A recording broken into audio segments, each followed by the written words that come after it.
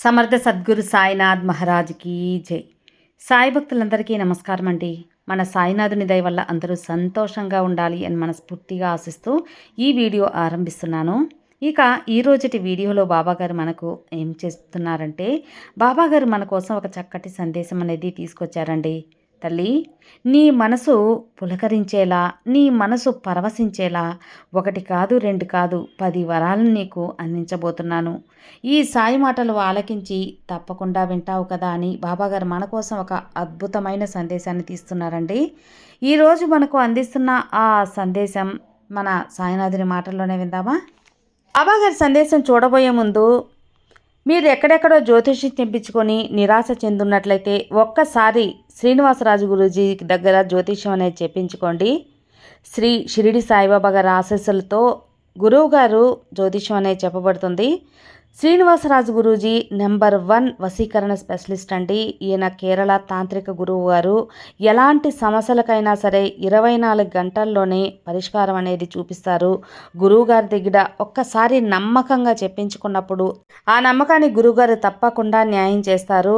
ఎలాంటి సమస్యకైనా సరే చక్కటి పరిష్కారాలతో, పూజలతో మీ యొక్క సమస్యని గురువుగారు తొలగించేస్తారండి. విద్య, ఉద్యోగం, వ్యాపారం, ప్రేమ, పెళ్లి సమస్యలైన, రియల్ ఎస్టేట్, విదేశీ ప్రయాణం, భార్యాభర్తల మధ్య గొడవలు, సంతాన సమస్యలు, ఇలా ఎలాంటి సమస్యకైనా సరే 100% సొల్యూషన్ వితిన్ 24 అవర్స్లోనే గురువుగారు సొల్యూషన్ అనేది చూపిస్తారు. ఎందువల్ల ఇంత నమ్మకంగా చెబుతున్నాను అంటే, గురువుగారి దగ్గర మీరు ఒక్కసారి చెప్పించుకుంటే మీకే నమ్మకం కుదురుతుంది. నేను చెప్పించుకొని నాకు బాగా చెప్పారు అనిపిస్తేనే మీ దగ్గర తెలియపరుస్తున్నానండి. కాబట్టి మీరు కూడా ఒక్కసారి మీరు ఉన్న చోటు నుండి ఒక్క ఫోన్ కాల్ ద్వారా గురూజీకి ఫోన్ చేశారంటే మీ సమస్యకు పరిష్కారం దొరుకుతుంది. గురువుగారిని కాంటాక్ట్ చేయవలసిన నంబర్ 96660644. ఈ నంబర్కి ఒక్కసారి మీరు కాల్ చేయండి. మీ సమస్యను గురువుగారి దగ్గర పెట్టి పరిష్కారం అనేది తెలుసుకోండి. ఇక మనందరం సంతోషంగా ఉండాలి అని బాబాగారు ఎన్నో మాటలు, ఎన్నో సందేశాలు, ఎన్నో వాక్కులు, ఎన్నో మిరాకిల్స్, ఎన్నో అద్భుతాలు అన్నీ కూడా మన జీవితాల్లో జరిపిస్తూ ఉంటారు. మన సాయినాథుని మనం నమ్మాలే కానీ తప్పకుండా ఆ తండ్రి మన మంచి కొరకే ఎప్పుడు కూడా మనకు సంతోషం కలగాలని ఆ తండ్రి ఎప్పుడు కూడా ప్రయత్నిస్తూ ఉంటారు. మన కోరికలు తీరలేదు అన్న, మనం బాబా మీద కోపడ్డా ఆయన మాత్రం మన మీద ఎప్పుడు కూడా అనుగ్రహాన్ని మాత్రమే కల్పిస్తాడండి. ఈరోజు బాబాగారు మనకు 10 వరాలను అందించబోతున్నాడు. ఆ విషయం ఏ విధంగా చెప్తున్నారో చూద్దాం. నువ్వు ఈరోజు సంతోషంగా ఉండాల్సిన రోజమ్మా. అనవసరంగా దేని గురించో దిగులు పడుతూ ఉన్నావు. నీ ఆనందాన్ని దూరం చేసుకుంటున్నావు. అలా కాకుండా కష్టం, దిగులు పక్కన పెట్టి ఆనందంగా ఉండు. నీ మంచి మనసుతో నువ్వు గెలిచావు నన్ను. నీ మనసు పులకరించేలా, నీ యొక్క చిరునవ్వు పరవశించేలా ఉండాలని ఈ బాబా నీకోసం ఈ శుభదినాన ఒక వరాన్ని అందించడానికి వచ్చాను. అది 1 కాదు, 2 కాదు తల్లి. నువ్వు ఆనందించేలా 10 వరాలు జవిది మరీ నీకు ఇస్తాను. నీ మనసు పరవశించిపోతుంది ఆనందంతో. అష్ట ఐశ్వర్యాలు నీకు అందిస్తాను. దీనికి ముందు నేను ఎప్పుడు కూడా నిన్నే మొక్కుతున్నాను బాబా.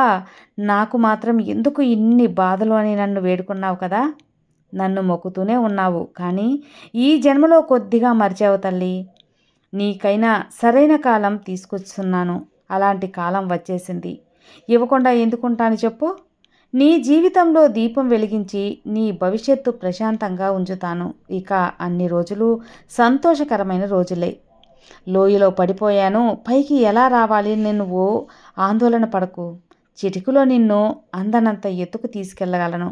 అది ఈ సాయి తండ్రి వల్ల అవుతుందని నమ్ముతున్నావు కదా. ఖచ్చితంగా అవుతుంది. ఇన్ని రోజులు నువ్వు అనుకున్నది జరగడానికి ఎంత కష్టపడ్డావు. కష్ట నష్టాలను, దుఃఖాలను, ఆవేదనలను అన్నిటినీ ఎదుర్కొన్నావు. ఆనందం, సంపద, సిరులు, ఆరోగ్యం, అష్ట ఐశ్వర్యాలు నీకు ఇప్పుడు కల్పించబోతున్నాను. నీకు పూర్తిగా అన్నిటినీ సొంతం చేస్తాను. ఇవన్నీ వరుసగా ఒకటి తర్వాత ఒకటి జరుగుతూ వస్తాయి. నీ మది పులకించేలా ఇది నా జీవితమేనా, నాకే జరుగుతున్నాయా బాబా, ఇవన్నీ నాకే జరిపిస్తున్నావా అని నువ్వు ఎంతో ఆశ్చర్యపడతావు. కష్టపడ్డ నీకు సుఖం అనిపించే యోగం వచ్చేసింది. నీ బాబా నీకు తోడుగా ఉన్నాడు. అలాగే ఆఖరి వరకు ఖచ్చితంగా ఉంటాను. నీకు అన్నిటినీ చేసి నీకు కావలసింది అందిస్తాను.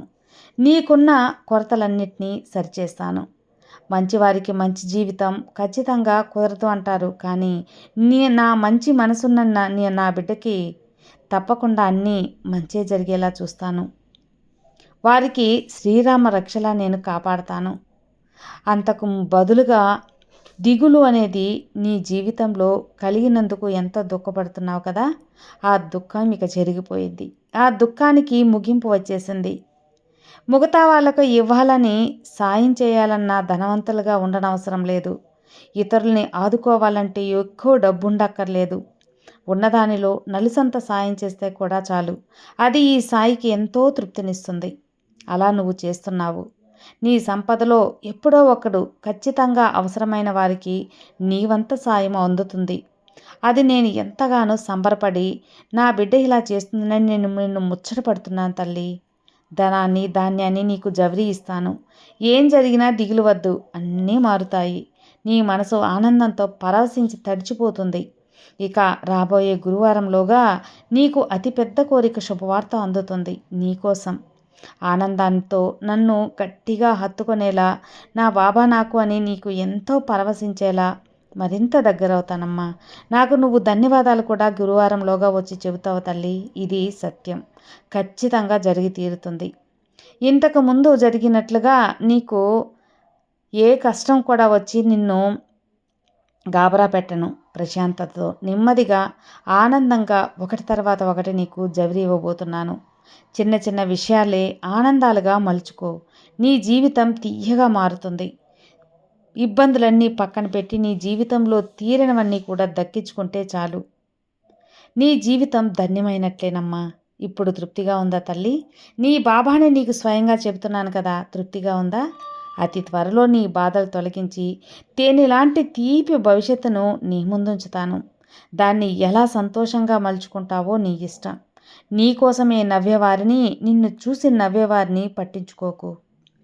వారు నిన్ను హేళన చేసినా అస్సలు పట్టించుకోకు. నీకన్నా నీ బాబా ఉన్నారు. వారికి ఎవరున్నారు చెప్పు? నిన్ను వెళ్ళి వదిలిన వాళ్ళు కూడా నీ మనసు తెలుసుకుని వెతుక్కుంటూ వచ్చేలా వాళ్ళ మనసు మారుస్తాను. ఇక రాబోయే రోజులు వసంతకాలంగా మారబోతుంది.